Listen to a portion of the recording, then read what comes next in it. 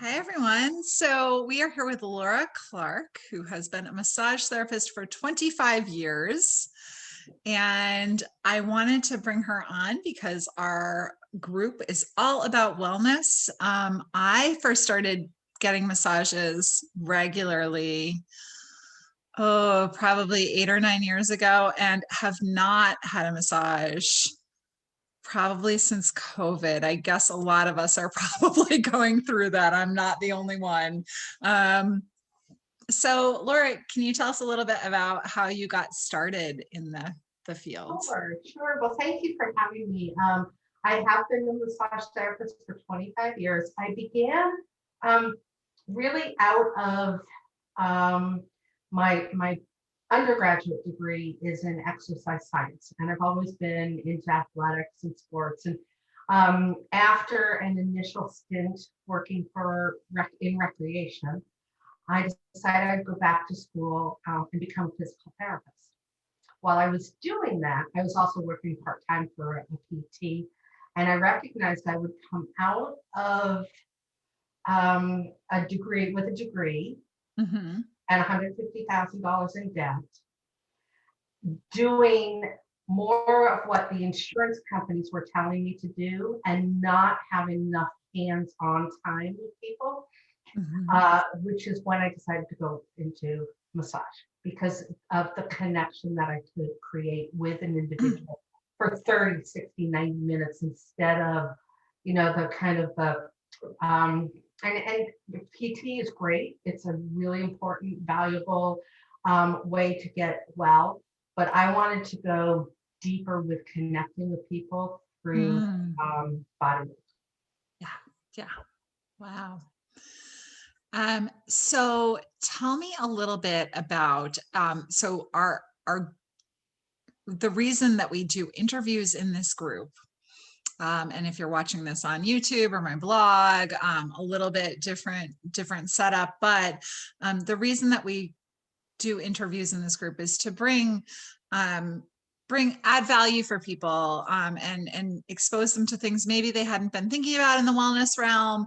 So can you just briefly touch on some of the benefits of massage? Sure. So, first and foremost, it's touch therapy, right? It's that physical touch, which is something that humans crave, need, and desire. And it goes deeply beyond the sexual touch or the sensual touch. It's just being able to connect hands on, like you're shaking a hand, like with a hug, Hmm. right? And when we are touch deprived, we don't have that deep connection with somebody.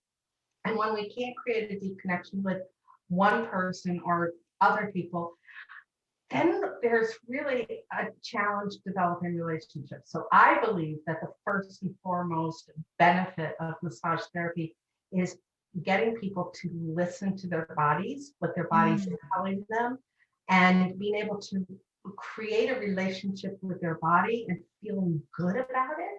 Hmm. Because the touch of a really professional, good massage therapist is completely non-judgmental Hmm. and completely loving and Hmm. completely healing.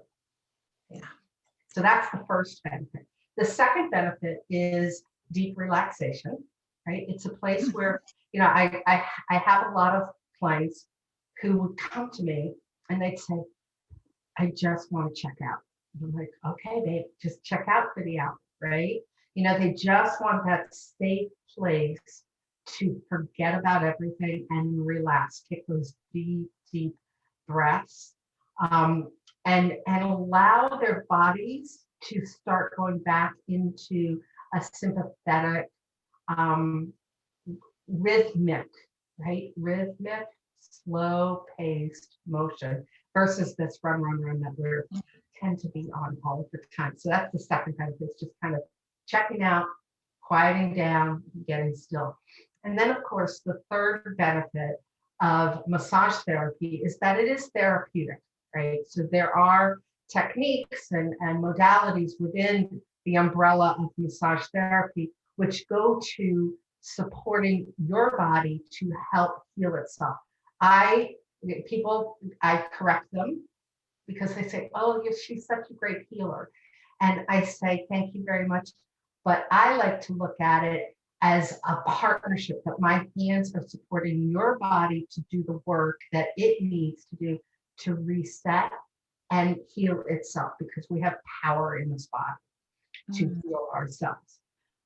Within that, the techniques, and there are thousands, like literally thousands of different kinds of techniques that a hands-on practitioner can use to help realign tissue, regardless whether if you're using massage therapy, like massage, you're really having the therapist help support realigning muscle tissue so that the muscles can work more efficiently and more effectively, so people can move through space with ease and grace. So those are the three big ones: is the relaxation, check out from the world for a while, and get the deep healing that the body knows it can do. It just needs a catalyst to help support it. So it's really interesting that you touched on those three things. So I have a dear friend who is single, and she said to me at some point, we were talking about, there's a massage, I go to a yarn and yoga retreat every year in Vermont that I could not go to in November, unfortunately, but there's a massage therapist there, and it is like, she's amazing, but you literally walk away bruised and hurting for a few days, but everything sort of gets into the right place. But that's her, like, she really believes in deep tissue massage. And so my girlfriend who goes with me said, I'm not going to go see Olga this year because I just can't, like, I just want a relaxation massage. And she said, and I go for really regular massages, and part of what I go for is to get that human connection, because she lives alone and she's single, and so she's not getting that touch. And that had never occurred to me as a benefit before. I had really started. People, some of my favorite clients in the world are my octogenarians and nonagenarians, my 80 and 90-year-olds, because oftentimes they are single and they're living alone, and they don't have that touch connection. And they'll come into the office and they'll talk for an hour. Right? You know, they just want that conversation. Other people will come and just, relax on their own. But it is a place, massage is a place where you, as the client, can, I say that my clients run the room, right? So if they want deep tissue, a good therapist has many different modalities in their fingertips. If they want deep tissue, they'll get deep tissue. If they just want Swedish relaxation, they'll get Swedish relaxation. If they want reflexology, whether it's facial reflexology or foot reflexology, they'll receive that. If they want to be quiet, they get that. If they want to have a conversation with me, they get that. Because it's your hour to do with what you need to do for yourself. Right? And that's a conversation that you have with your therapist. When you come in, you say, this is what I want, this is my expectation. Right. You know, and I'll have clients who will talk 3 sessions in a row, and then for 3 sessions, they say nothing, right? Because it is a personal, intimate relationship between you and your body, between you and the therapist, and between the therapist and your body. So it's like this triangular relationship. Right. And so for your friend, that deep tissue is not something that supports her. Right. I have a client who goes, you can go deeper. I'm like, yeah, no, I really can't. And I'm in a lunge as deep as I can. I have my elbow in his back, and I just can't get any more pressure in it, right? But then I have others who are like, I just really like that light touch. So I use craniosacral therapy, which is a way to align craniosacral therapy is a very light touch. It's like as light as a nickel, right? And you're just realigning the fluid around the spinal column that we all have that support the nerves and gives nutrition to the nerves. And so just by doing a gentle therapeutic touch, you can manipulate that fluid. And some people just want that. So Right. really, it is that one-to-one intimate relationship that you want to create with a therapist to get the best possible session for yourself. Yeah. I started going to a massage therapist for the relaxation piece when I first started going. And then I really started understanding the benefit of the more realigning them, like making the muscles work better with each other, and realizing how much I never realized how much tension I held in my different parts of my body until I had a massage therapist that I had a relationship with, where they could say, do you mind if I go a little bit deeper here? You have this going on here. And so it was really a conversation, and I knew my therapist well enough for them to say, rather than just going and getting a relaxation massage at a spa, saying to me, this feels a little off. Can I work on this today? Is that okay? And building that relationship. And I think that's really important for people to understand. It absolutely is. And you really hit upon a very important point of the client therapist relationship. It is your body, and you absolutely have the right to say no to any kind of technique, any kind of touch. If somebody's doing a scalp massage on you and you don't want your scalp massaged, you need to speak up. And it's really, in all of my years, and I've done over 25,000 sessions. And I've worked with clients. I saw a client in line for a COVID test, COVID vaccine today, who I haven't seen for the last few years, and my heart's breaking. But he's been with me since I started. And he never spoke up. And I would always ask him, do you want this? Do you want that? Right? And he's finally, after so many years, he finally says, hey, Laura, you can skip the head today. Right? And you have the right, and you need to speak up, because the therapist can't guide the session without input from you. Right. So if you don't, I have a client who just doesn't, she doesn't mind her hands done. She doesn't mind her feet and her calves done, and her neck and her shoulders. She wants me to touch her back. She wants me to do her legs, but she does not want to be undraped. And that is her choice. And that is that I have to honor that. So I just do my work through the sheet of her. Right? Because it is her session. It is your session, and you need to speak up, because that helps facilitate. The last thing you want as a therapist is for somebody to be going, I really don't want that. Or she's going too hard right now, but I can't tell her because she knows her job. Like, so many people tell me, well, you know what you're doing, right? But everyone is different. Everybody's different. Right. So I will go where the muscles tell me to go. Right? But like your therapist says, hey, I'm feeling something here, and I feel like I should go a little deeper. Okay? Because your therapist feels the need for that. But she needs your permission to do that if you're there for one thing.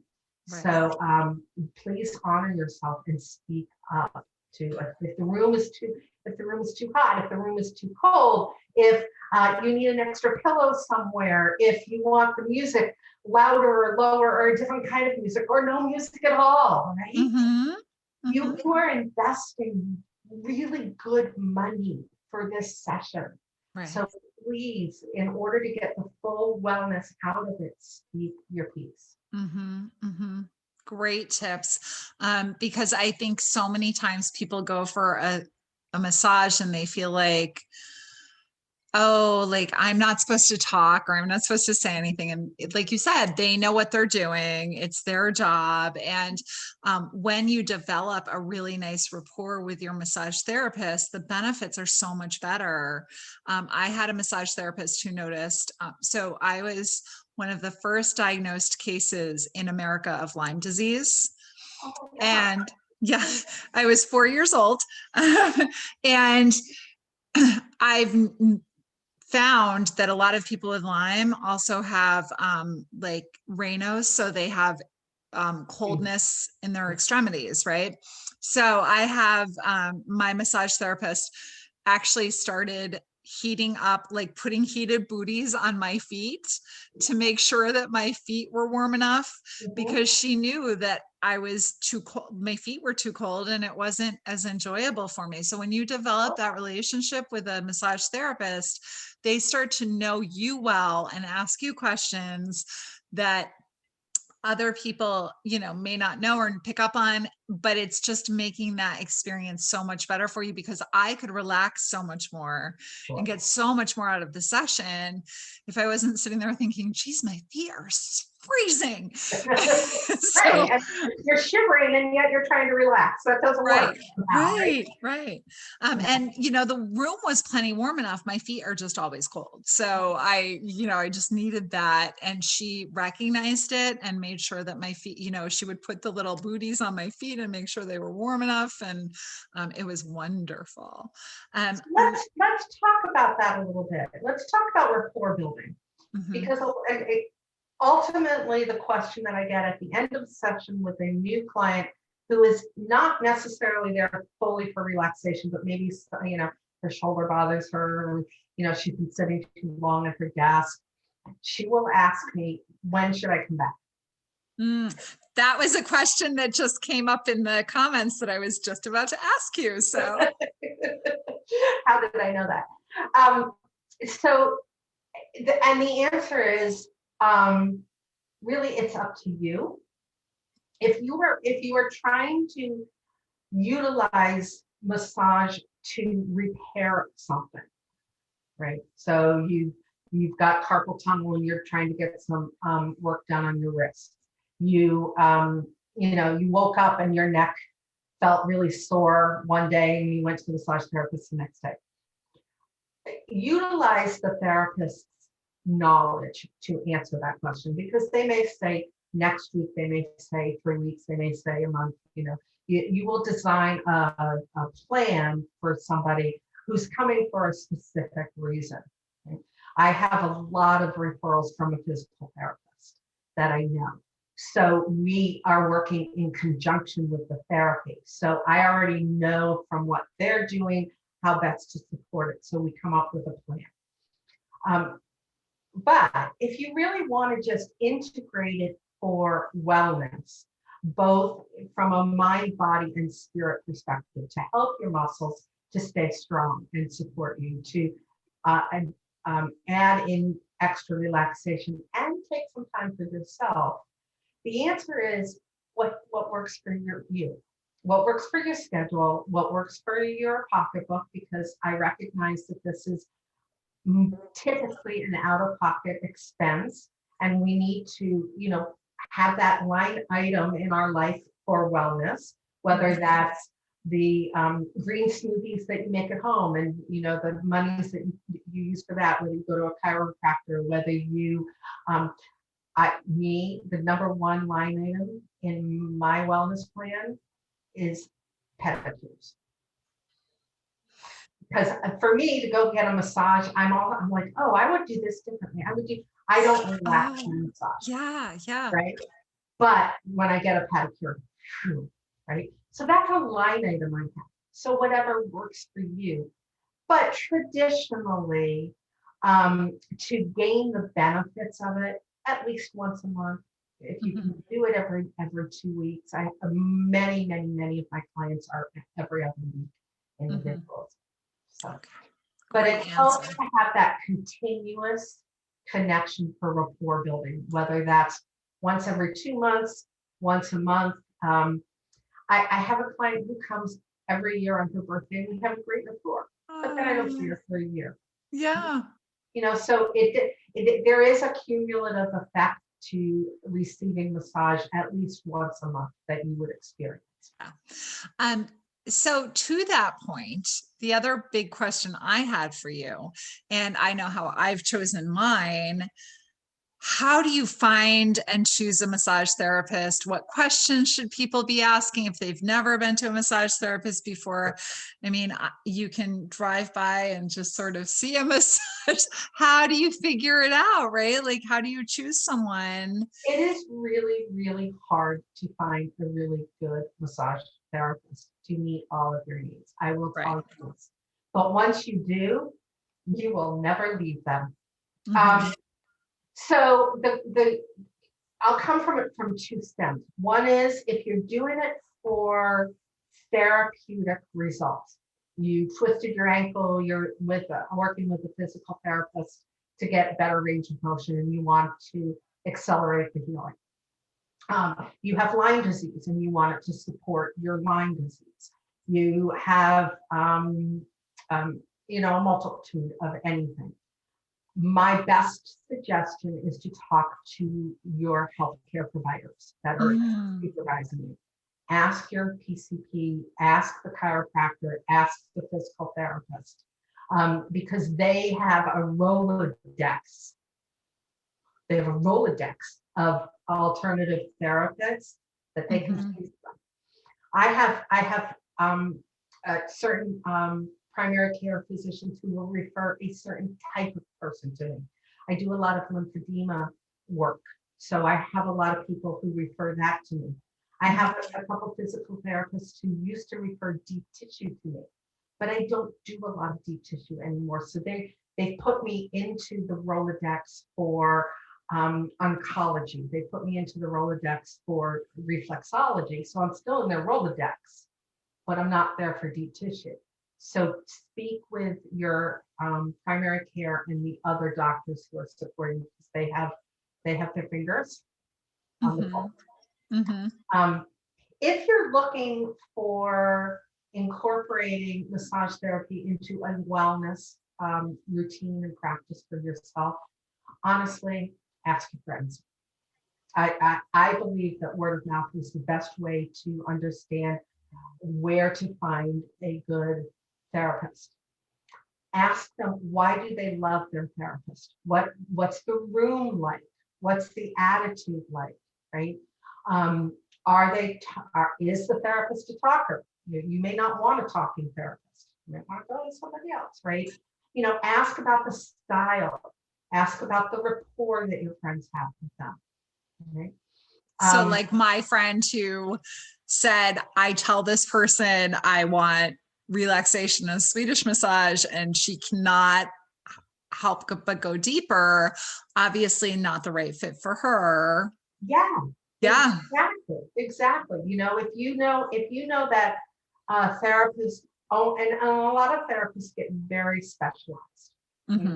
So if you want Swedish relaxation, but the therapist does deep tissue, don't go to that therapist. Right. If you want deep tissue, don't go to someone like me who is veering away from that and going to a different specialty in the field, because you want what you want. Right. The other place to look, and take it with a grain of salt, but I think Yelp really give you some insight into different practices. Take it with a grain of salt. Ask on a social media platform, right? But ask within a community group. Don't ask on your fan page, on your profile feed. So many different things. But ask in a community group. In one of the community groups that I'm in today, somebody asked, hey, is so-and-so still in practice? Because I don't see her sign up. And people said, no, she closed her practice due to COVID, but you might want to try so-and-so and so-and-so. They've really helped me with X, Y, Z. So you can ask in a community group too. But and sometimes it is a little trial and error. This one works, this one doesn't work. This one works, this one doesn't work. Right? So I actually used to have a therapist who came to my house, and that was so wonderful because I didn't even need to, there was I remember before that I would get stressed. Oh, it snowed out. Like I don't really, then I'd have to get like all bundled up and shovel out my car first and wipe off my car. But when my therapist came to me, and I didn't even need to like, I just had my robe on in the morning and I was ready to go. And it was fantastic. It was like the very best experience. So that's another option that's really nice. Unfortunately, that therapist moved to Florida. So That's a little bit of a commute for her now. a little bit. So yeah. Let me put an asterisk next to that. I love having a therapist come into my house. I do that every now and then, but I also like to escape my house, right? Because typically when I'm having massage, I have 1 of 4 dogs running around, and it's just not quite the same vibe. So know your household and create boundaries for your home, right? When you bring somebody in, right. So right now, I mean, our layout was so different when I did that, but I used to go into my son's bedroom because it's one of the warmest rooms in my house. Oh, nice. And now I would do it in my office because my office is huge and I can heat it up fast. So, that would work really well. But yeah, I think sort of knowing your space and knowing what works for you is really important. And if having a massage in your home wouldn't work for you, knowing that, I'd have it'd be too distracting to do that. And that is another criteria that I often suggest to people is don't use a therapist who's more than 20 minutes away from your house, because you really don't want to get in the car and have to drive an hour. I have a client who actually drives 90 minutes to see me. Wow. And bless his heart, right? I don't know why he does it, but he does. And he just says, I just continue my relaxation on the drive home. But honestly, I just want to get home and get my robe on and open up that book or have a glass of wine. I do have a heart. I will say that was one of the things I most enjoyed about having the therapist come here was afterwards, I could just feel like, okay, I'm out, I don't need to go anywhere. And sort of so my yoga studio that I used to go to, and unfortunately closed during COVID, but my yoga studio that I used to go to had yoga nidra.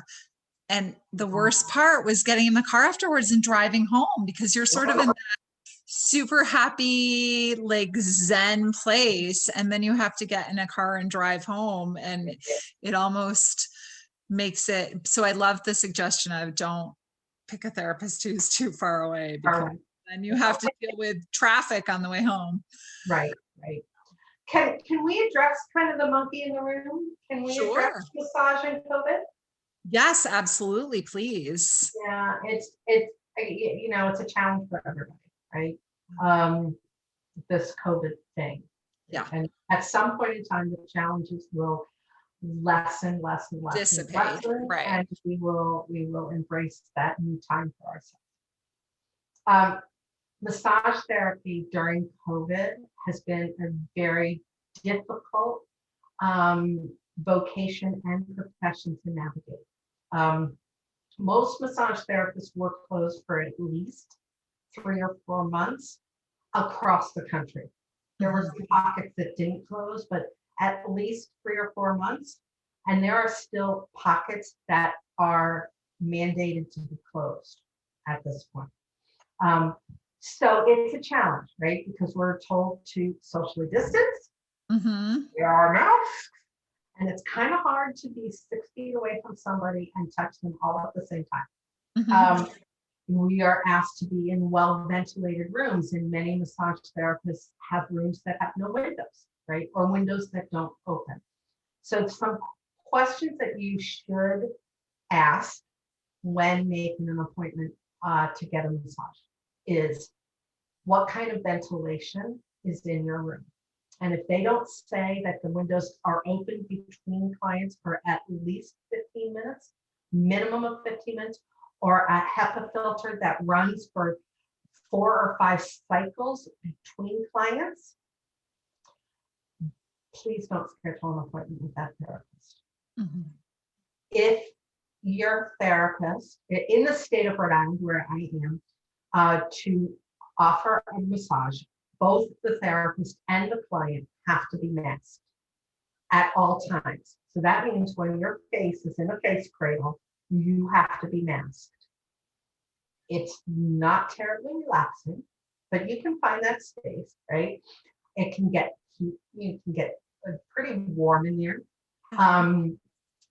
But just know that my belief in this profession is that at this time, if the therapist is working, both of you need to be masked at all times in that room. The therapist probably should be wearing at least a KN95. No other mask. My clients come to see me and they can wear whatever mask they're comfortable wearing, but I offer them a hospital grade mask that is, then they can keep it afterward, obviously. Because I want to create this as safe an environment as possible in a time when there's no way to create a safe environment. Right. There's no way to create that safe environment. Mm-hmm. So if you want to hold off on getting this kind of wellness, certainly that is your privilege, your honor. You trust yourself to make that choice for you and your family and the work that you do as a client.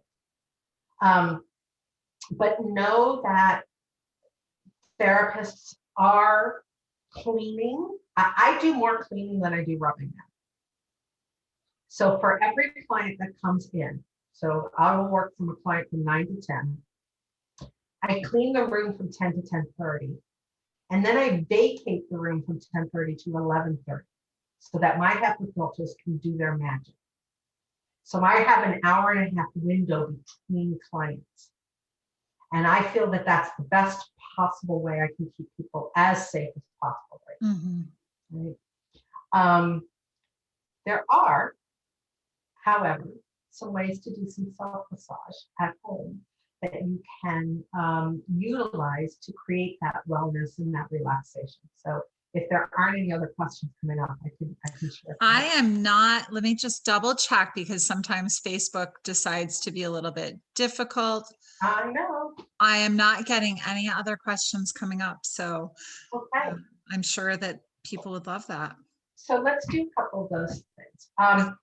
Obviously, you can do your stretching, right? You're stretching, you're rolling your shoulders, and all those sorts of good things that a yoga therapist will support you with. But I want to do some hands-on work for yourself.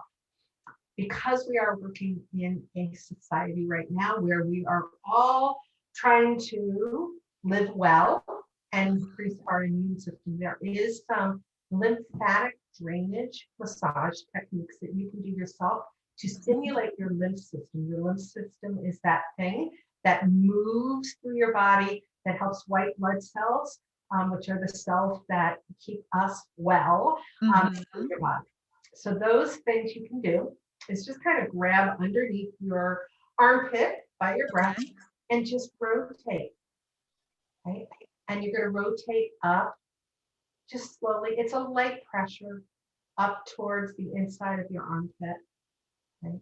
And then move it towards your clavicle. And of course, you're going to do this with some music on, maybe a candle lit, and just quietly keep doing just these rhythmical circles that go from the breast tissue up to the clavicle and then back down to the breast tissue. Right? Okay. So we're going that circle. And do it right and left, right? Do both. And then we're going to take the lymph and we're going to move it down. So we're going to go up underneath our ear. Oops, I'm going to take this off. To go up under the ear. I like doing both sides. Some people will only do one at a time. But I like doing both sides and just going again in light rhythmical circles from behind your ear all the way down to the top of your clavicle, which is this bone, that bony prominence here. Light circles with good deep breaths. slow, rhythmical circles, light pressure. And not only are you helping stimulate your lymph system, you're also increasing relaxation by doing Mhm. this slowly and rhythmically. Another thing that you can do is use some acupressure points. Acupressure points are those points from you, well, whichever system you follow, Mhm. that help different aspects of your body. But I like this one particularly, which is right up underneath your cheekbone. That's it, right? And just holding, that is a stress point. That's a stomach spleen point, but it helps with stress. And there are a couple of different things. You can hold it, you can pump it. Right? That helps stimulate some lymph work too. And you can do small circles, which helps with the relaxation of it. But I like that point right there. Mm. I like the point, the thinking points right next to Mhm. the eyes, right? And we can do this, you finish a Zoom meeting, you can turn down that bright light we have on, and Mhm. just do your thinking points as you move to the next activity to help relax you throughout the day. I like the third eye point, which is up on the middle of your forehead. Okay. We had Laura, I don't know if you know Alyssa Knapp. Yeah. Yeah. So she was on and she was doing some breathing exercises with us. And we were talking about the alternate nostril breathing. And I said, my yoga teacher used to do the alternate nostril breathing, but put her, she would do it with her third eye, touching her third eye, and then do the alternate nostril breathing. So Yeah. you're activating all of that at the same time, which That's a really good one. That is a really good one. I love the alternate nostril breathing because you can actually do it anytime, anywhere. You can be in the middle of a meeting and just kind right. of try to breathe out one nose and out. And it's a really great mindful technique, right? And then I was going to do this one, this one, this one. And then I love just pulling here, down Mhm. the ears, right? And then for those of us who have, we all have relationships with our mothers, and they can be complicated. They can be loving, they can be draining, but they are always complicated because we are so connected to our mothers. So I like using the mother point, which is right up here on the ear, and just pinching it. Yep, just pinching it. Right? I used to do this all the time before my mom passed and just be on the phone with her. Does Yep. this work with mother-in-laws too? Mothers-in-law? Yeah. Okay. Right. Because that I need far more than my mother. And then the last one and I think this is a really good one for meetings, right? Especially now that we can do most of our meetings on Zoom and our hands aren't there. Mm-hmm. Just pinching right in between here and Oh. here. It might feel really tender. Mm-hmm. If it feels really tender, then my suggestion is to work with somebody on relaxation, because this is the pond of wind, the Chinese acupressure point called pond of wind. And it really does release any tension held up in the body. Interesting. And those meetings sometimes can get tense. They can get tense. Not ours, but no, but other ones. Yeah, absolutely. Wow, what a lot of great suggestions. I love the tips you gave us for those of us who are not currently working with a massage therapist. I just started going back to my reflexologist, which is really nice. Yeah. And that's a really good alternative. If you really like massage therapy or you want to explore massage therapy, but you're not really sure you want to be in a room with somebody for that long a time with them being, I mean, I pray on people's heads and their shoulders all the time. Foot reflexology, I do facial reflexology, but foot reflexology, you're 6 feet apart from people anyway, Right. right? Because they're down at your feet Right. and they're maybe 12 inches away. So for us who are 5 feet, that's 6 feet. Mhm. It's a really good way to get that physical touch as well as the wellness that we are craving right now. Right. So Leslie put third eye with a question mark. So your Mhm. third eye is a chakra point. Yeah, In it's right your here, right at the Yep. top of your brow, right? And when you stimulate it, you can do circles right, you can do circles left. I like to, I usually use facial massage using just a light pressure in and out, a Mhm. pumping pressure, because that also helps stimulate lymph, right? But it's the thinking spot, Leslie. Yes. It's where we think. So think of Pooh, right? When Winnie Pooh was out there thinking, in the middle, and it helps alleviate tension and open up the mind to receive information for Mhm. yourself. Yeah. It's Anne said it's connected to your pineal gland. Is that how you say that? Yeah, And it is where it's your seat of intuition.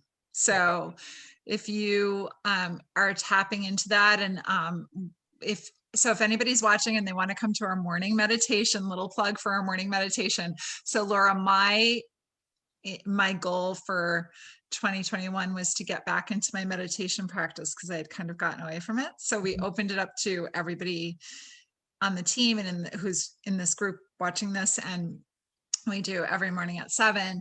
And so we set an intention everybody sets their own intention every day, and then we meditate for 15 minutes, and then we share gratitude.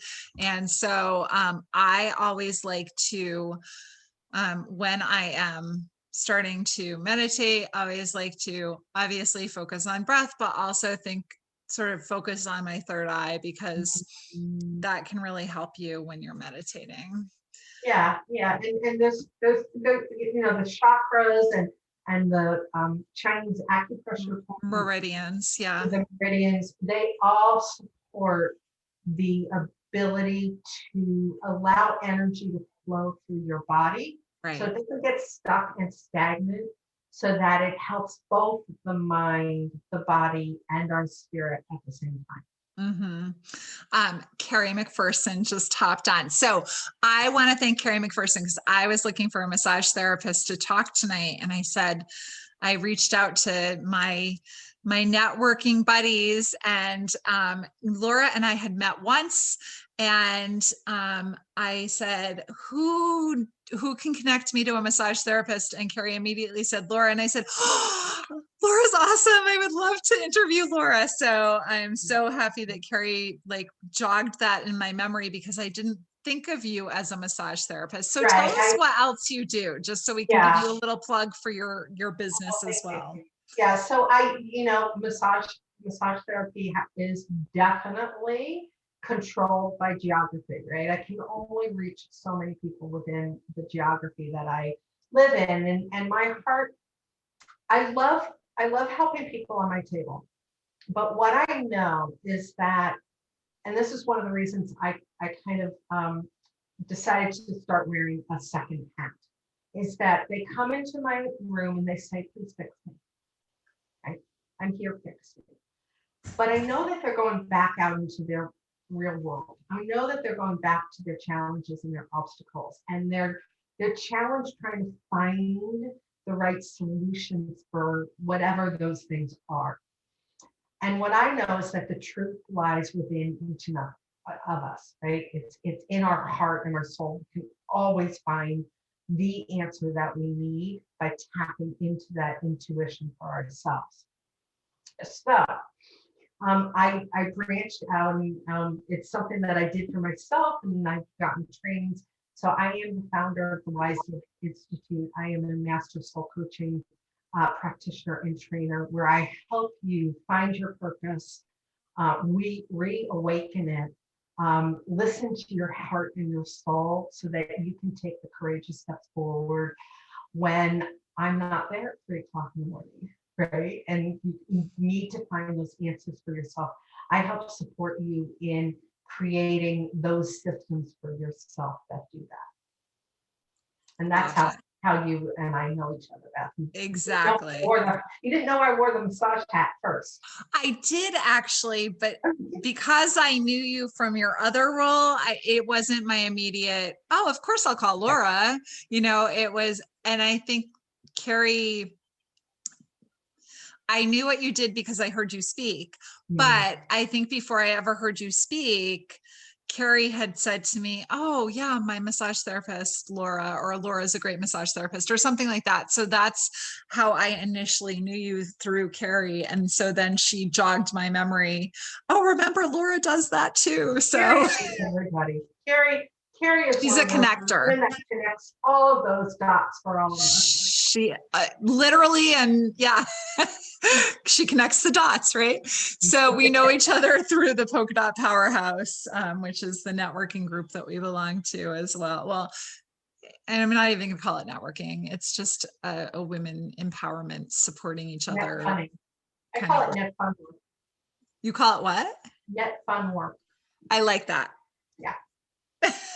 So thank you so much, Laura. This has been wonderful. Thank you for answering all of our massage questions, but also giving us a little bit something that we can take away for self-massage, because that is so important right now for people who just are not ready to go back to a massage therapist. And so thank you for that as well. And I really appreciate you being with us. I'm going to upload this onto YouTube, and I'm going to put the link to your Facebook group. And do you have a website as well associated with that, so that we can find you in terms of finding your passions? So yeah, so that website is wiselivinginstitute.com. Wonderful. Thank you so much. And thanks everyone for joining us. Have a wonderful evening. And Laura, I will talk to you soon. Take care. Bye-bye.